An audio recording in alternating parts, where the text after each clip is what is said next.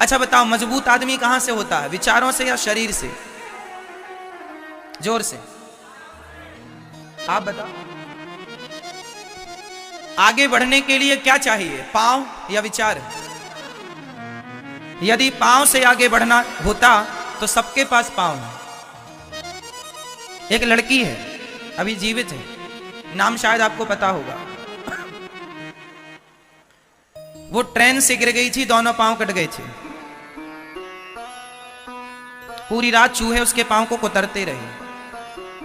सवेरे किसी ने देखा, हॉस्पिटल ले गए, पांव तो कट ही गए थे ना, और इलाज हुआ, बच गई, लड़की बच गई। जब वो बची तो उसने सोचा कि मैं बच क्यों गई, ट्रेन से गिरी, दोनों पांव कट गए। भाई ट्रेन गर्दन से भी तो गुजर सकती थी, कमर से गुजर जाती, पेट से गुजर जाती, दो टुकड़े हो जाते, मर जाती। पांव से गुजरी है, पांव कट गए हैं पर शरीर बचा। उसने कहा पांव कट गए हैं कोई बात नहीं, भगवान ने बचाया है तो किसी लंबे उद्देश्य के लिए बचाया है। आप आश्चर्य मानेंगे, इतिहास पढ़ लेना उस लड़की का। एवरेस्ट की चोटी चढ़ गई वो लड़की बिना पांव के, और इतिहास रचा है बिना पांव के, नकली पांव लगाकर दौड़ में हिस्सा लेती है और पांव वालों से तेज दौड़ती है। एवरेस्ट की चोटी चढ़ के उसने इतिहास रचा। भारत की पहली वो महिला बन गई है जो बिना पांव के एवरेस्ट की चोटी तक पहुंच गई।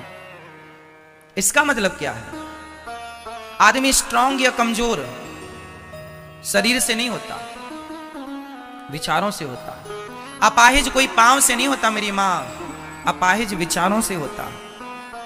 यदि आपके पांव कमजोर हैं, आप अपाहिज शरीर से हैं, तो कोई बात नहीं, आप फिर भी मुकाम तय कर लेंगे, पहुंच जाएंगे अपनी मंजिल तक, बिना पांव के वैसाखी से ही सही। परंतु आप यहां से खोखले हो गए विचारों से, तो शरीर का अपाहिज होना अपाहिज नहीं है, विचारों का अपाहिज हो जाना, बुद्धि का अपाहिज हो जाना ही सबसे बड़ा अपाहिजपन है। हाँ या ना?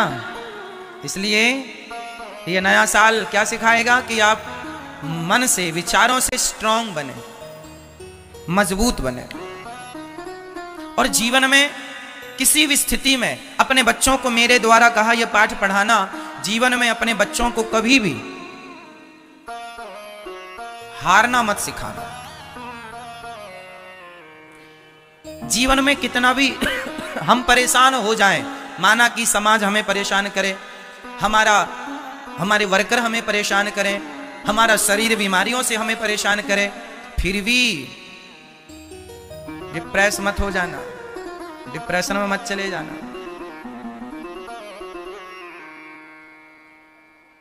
इसलिए जीवन में एक कमरे में बंद आदमी, बताओ अकेला किसे कहते हैं? अकेला किसे कहते हैं? जो कमरे में बंद है उसे आप अकेला मानेंगे? बोलो, अकेला कौन है? मैं कमरे में बैठा होता हूं तो भी अकेला नहीं होता, कमरे में अंदर होता हूं तो भी मैं अकेला नहीं होता, क्योंकि मैं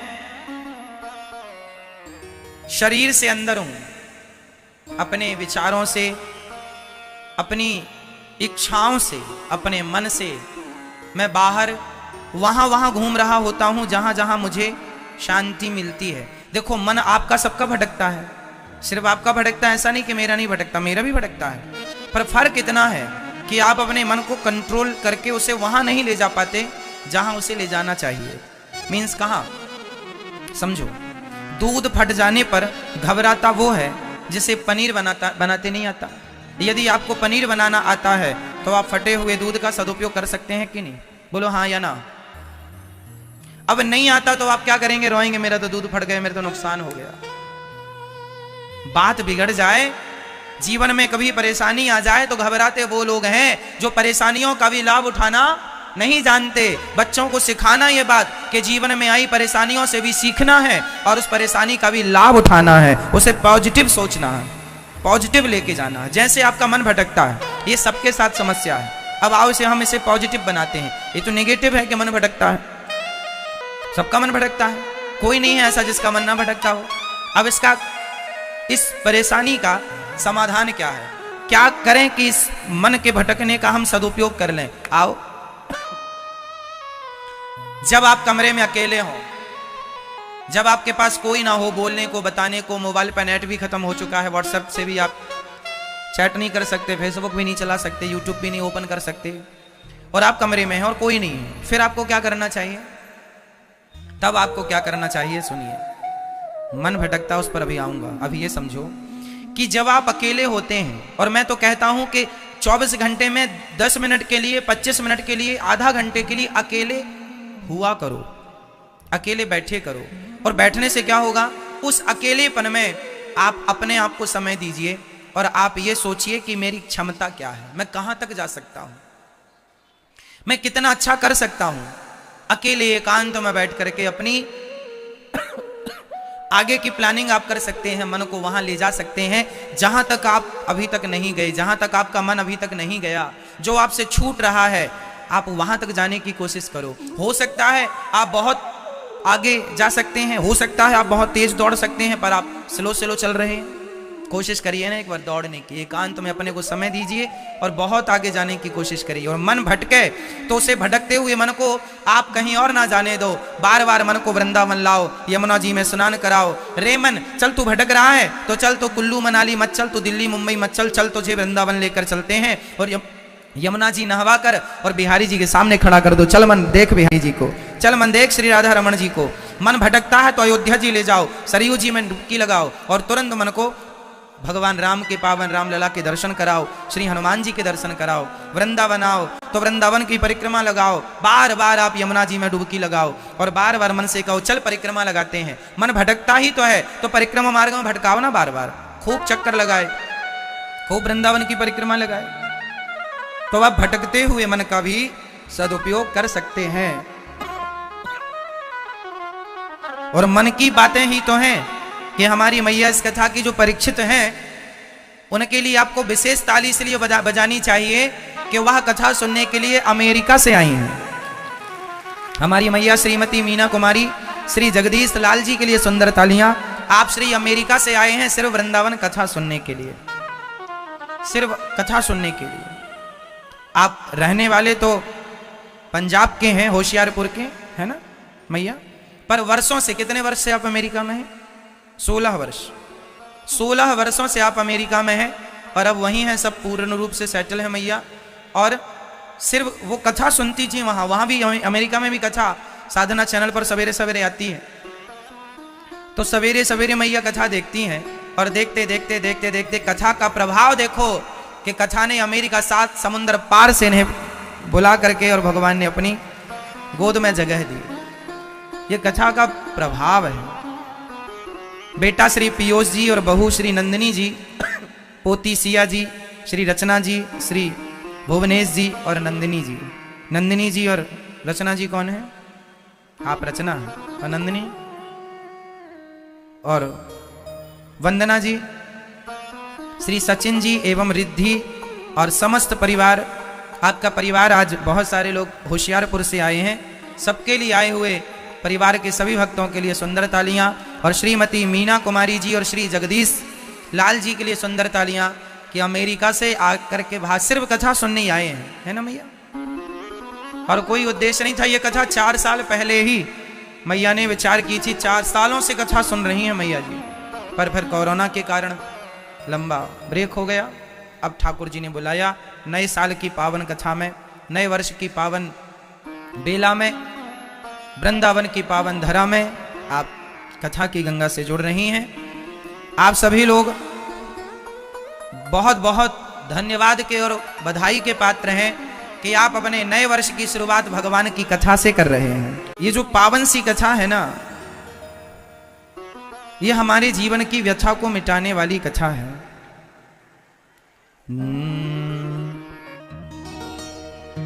सच्चिदानंद रूपाय विश्वोत्पत्त्यादि हेतवे तापत्रय विनाशाय श्री कृष्णाय वयं नुमः। भागवत में 18,000 श्लोक हैं, 335 अध्याय हैं। और भागवत इसलिए कही और सुनी जाती है कि इसी बहाने हम लोग भगवान से जुड़े रहें। देखो, अच्छे विचारों से जुड़ने के लिए क्या करना पड़ेगा? सत्संग। अच्छे विचार कभी कभी मिलते हैं, कहीं कहीं मिलते हैं, बुरे विचार सब जगह पड़े हैं ऑलरेडी, उन्हें खोजने कहीं नहीं जाना। बताओ, भागवत जी किसने लिखी है? किस किस को पता है किसने लिखी भागवत जी? आप बताओ, भागवत जी किसने लिखी है? हाँ, किसने? हाँ मैया, ठीक कह रही हो आप। भैया बताओ, भागवत जी किसने लिखी है आपसे? हाँ, आप बताओ। भागवत जी लिखी है श्री वेदव्यास जी ने। वेदव्यास जी कौन है? भगवान के अवतार हैं। भगवान के कितने अवतार हुए हैं? टोटल 24, जिसमें एक अवतार है भगवान के श्री वेदव्यास जी, जिन्होंने 18 पुराण लिखे देखो, प्रकट किए हैं। पुराण तो अनादि हैं, प्रकट करते हैं महापुरुष। जब प्रलय हो जाता है तो सब चीजें भगवान में जाकर लीन हो जाती हैं, फिर भगवान स्वयं प्रकट करने के लिए किसी न किसी रूप में अवतरित होते हैं। तो भगवान की कितने अवतार हैं? भगवान के 24। और कितने पुराण होते हैं हमारे सनातन धर्म में? फटाफट बताओ। 18 पुराण। 18 पुराण को किसने लिखा है? कौन बताएगा? 18 पुराण को श्री वेदव्यास जी ने लिखा। सबसे अंत में किस पुराण को लिखा है? श्रीमद् भागवत महापुराण को। ये 18 पुराण कौन कौन से हैं? ये 18 पुराण हैं ब्रह्म पुराण। सबसे पहला पुराण ब्रह्म पुराण, फिर पद्म पुराण, विष्णु पुराण, शिव पुराण, नारद पुराण, श्रीमद् भागवत महापुराण, मार्कंडेय पुराण, अग्नि पुराण, भविष्य पुराण, लिंग पुराण, ब्रह्म वैवर्त पुराण, वाराह पुराण, स्कंद पुराण, वामन पुराण, कूर्म पुराण, मत्स्य पुराण, गरुण पुराण और ब्रह्मांड पुराण। 18 पुराण। 4 वेद हैं हमारे, सामवेद, ऋग्वेद, यजुर्वेद और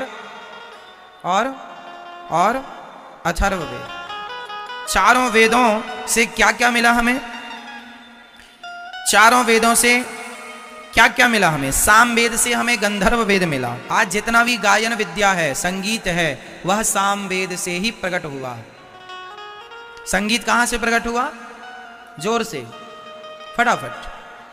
देखो, इस धरती पर जहां जहां संगीत है वह वेद का ही अंग है, क्योंकि सामवेद से ही संगीत। अब वो दुनिया में किसी भी भाषा में संगीत हो, पर हर भाषा में सुर सात ही होंगे विशेष, सा रे गामा पाधा नीसा। फिर सामवेद के बाद यजुर्वेद। जो यजुर्वेद है, इससे धनुर्वेद प्रकट हुआ। जितनी भी युद्ध कलाएं हैं, जितनी भी युद्ध नीतियां हैं और युद्ध से संबंधी जितने भी आविष्कार हैं, यह सब हमारे यजुर्वेद से प्रकट हुए। यजुर्वेद से धनुर्वेद, धनुष बाण चलाना, बंदूक चलाना, तोप बनाना, ये सारी चीजें वेद का ही एक अंग है। वेद में सारी चीजें हैं। युद्ध नीति कैसी हो, है ना, सब प्रकार की युद्ध नीतियां हमारे यहां। अर्जुन को धनुष बाण चलाना किसने सिखाया था? गुरु द्रोणाचार्य जी ने। गुरु द्रोणाचार्य जी कितने बड़े धनुष और शास्त्रों के और शस्त्रों के ज्ञाता थे। कौन सा बाण है? अग्नि बाण से लेके श्री उनके पास तो ब्रह्मास्त्र, ब्रह्मास्त्र से ऊपर सुदर्शनास्त्र भी उनके पास था, जो अपने पुत्र को दिया था, अश्वत्थामा को। अर्थ क्या निकला? ये सब वेद का ही अंग है। ऋग्वेद से आयुर्वेद। आज जितने भी मेडिसिन, दवाइयां हैं, उपचार है, चाहे कोई भी उपचार हो, किसी भी प्रकार का चिकित्सा हो, आयुर्वेदिक हो, होम्योपैथिक हो, एलोपैथिक हो, हर चीज कहीं ना कहीं ये हमारे वेदों की देन है। भगवान शंकर जी ने अपने पुत्र के सिर पर हाथी का सिर लगा के सबसे पहली सर्जरी की थी कि नहीं? बोलो हाँ या ना। तो सबसे पहले सर्जन भगवान शंकर हुए कि नहीं? बोलो हाँ या ना। कई लोग कहते हैं कि हाथी के सिर कैसे लग जाएगा आदमी के सिर? भाई, तुम्हारे लोग नहीं लगा सकते, हमारे भगवान तो सब कर सकते हैं। कर तुम अन्यथा कर तुम सर्व सामर्थ्य। भाई सब हो सकता है ना। भाई शंकर जी सर्जन है, आदमी के धड़ पर हाथी का सिर लगा देना ये चुनौती है। इस चुनौती को भगवान शंकर ने स्वीकार किया और चरितार्थ कर दिया, मीन्स ठीक कर दिया, जीवित कर दिया। आज के डॉक्टर कर ले, मतलब आप जो नहीं कर सकते वो भगवान ने ऑलरेडी पहले करके दिखाया है कि ज्यादा घमंड ना पालना कि हमने सब कर लिया। शंकर जी ने 2 सर्जरी की, ससुर जी की भी की। दक्ष प्रजापति बकरे का सिर लगाया था, तो बकरे का सिर भी पॉसिबल है, और पर ये विद्या नहीं है। आज का कोई डॉक्टर नहीं कर सकता कि आदमी के सिर पे आप हाथी का सिर जोड़ दें, हाथी। इसलिए ये हुआ। तो ऋग्वेद से आयुर्वेद और अथर्ववेद से स्थापत्य, मीन्स अथर्ववेद से जितनी भी इंजीनियरिंग निकली है, जितनी भी टेक्नोलॉजी हम कहते हैं, हम जितना भी अर्थशास्त्र कहते हैं, अथर्ववेद मीन्स अर्थशास्त्र। आज पूरा देश किस पर डिपेंड होता है? अर्थशास्त्र पर, अर्थ पर। जिसके पास ज्यादा अर्थ, अर्थ मीन्स पैसा, अर्थ मीन्स सोना, अर्थ मीन्स चांदी, अर्थ मीन्स, तो जिसके पास जितना अर्थ है मीन्स जितना धन है, वह राजा उतना, वह देश वह उतना समृद्धवान है। हमारे देश में इतना बढ़िया अर्थ था कि दुनिया हमारे देश को सोने की चिड़िया कहती थी।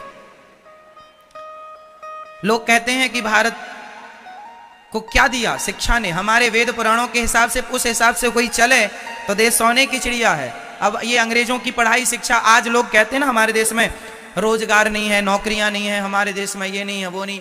हमारे देश इतना सुव्यवस्थित था एक समय पर, ऋषि मुनियों के टाइम पर, जब नॉलेज था, शिक्षा थी उचित, तब इतना सुव्यवस्थित था कि पूछो मत। बाद में क्या हुआ कि ये सब चीजें, ये हमारी शिक्षा बदलती गई, पाश्चात्य शिक्षा आती गई, विदेशों की शिक्षा हम में शामिल होती चली गई। इसलिए शिक्षा बदल गई, संस्कार बदल गए, रहन सहन खान पान बदल गया। और जब ये सब चीजें बदली तो आपने देखा कि अपने आप धीरे धीरे करके बच्चों को पहले गा गणेश का पढ़ाते थे, गा से गणेश, अब गा से गधा पढ़ाते हैं।